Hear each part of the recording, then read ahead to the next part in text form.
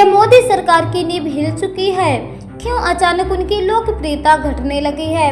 और क्या राहुल गांधी अब वाकई पप्पू नहीं बल्कि एक राजनीतिक गेम चेंजर बन चुके हैं? सवाल बड़े हैं और इनके जवाब छिपे हैं बिहार चुनाव में, क्योंकि इस बार बिहार का रिजल्ट सिर्फ एक राज्य की नहीं बल्कि दिल्ली की सत्ता की दिशा तय करने वाला है।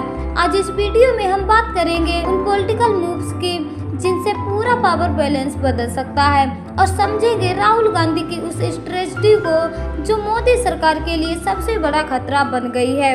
2014 में नरेंद्र मोदी राजनीति के मंच पर एक उम्मीद बनकर आए थे, एक चाय बेचने वाले से देश के प्रधानमंत्री बनने तक का सफर। लोगों ने इसे न्यू इंडिया ड्रीम कहा। सर्जिकल स्ट्राइक, नोटबंदी और 370 हटने जैसे फैसले ने उनकी छवि को निर्णायक नेता के रूप में स्थापित कर दिया। लेकिन वक्त बदला। 2024 के चुनाव में बीजेपी को उम्मीद थी 400 पार की, पर हकीकत आज सिर्फ 240 सीटें। सरकार तो बन गई लेकिन भरोसा टूट गया। अब लोग पूछने लगे हैं, क्या बीजेपी का वो आगे दौर खत्म हो चुका है? अब नजरें बिहार पर हैं, 243 सीटों वाला वो राज्य जहां हर चुनाव की सत्ता की हवा बदल देता है। इस बार मुकाबला है एनडीए बनाम इंडिया गठबंधन। फिलहाल एनडीए थोड़ा आगे दिख रहा है, लेकिन नया खिलाड़ी प्रशांत किशोर की जनसुराज पूरा खेल पलट सकती है।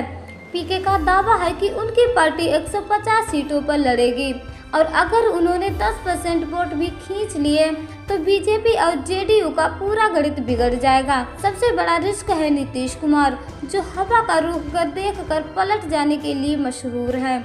अगर उन्होंने चुनाव बाद इंडिया गठबंधन का हाथ थाम लिया तो केंद्र की मोदी सरकार बहुमत खो सकती है। राजनीति का दूसरा बड़ा चेहरा तेजस्वी यादव।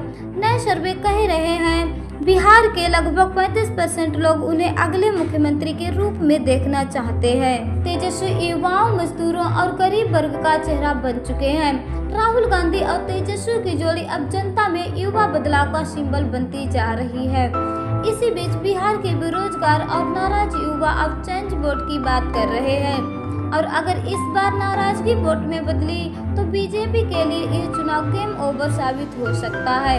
अब सोचिए, अगर नीतीश कुमार, चंद्रबाबू नायडू और चिराग पासवान तीनों एनडीए छोड़कर इंडिया में चले जाएं, तो बीजेपी की सीटें 293 से गिरकर 260 पर आ जाएंगी और इंडिया गठबंधन 267 तक पहुंच जाएगा, यानी सिर्फ कुछ सीटों की दूरी पर सत्ता। 3 नेताओं के पलटने से पूरा देश नई दिशा में जा सकता है।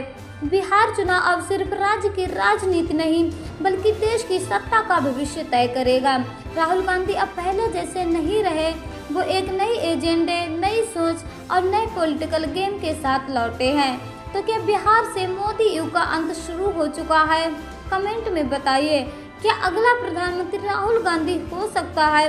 और अगर ऐसे ही डीप पॉलिटिकल एनालिसिस वीडियो देखना चाहते हैं तो trend live news YouTube channel को सब्सक्राइब करें।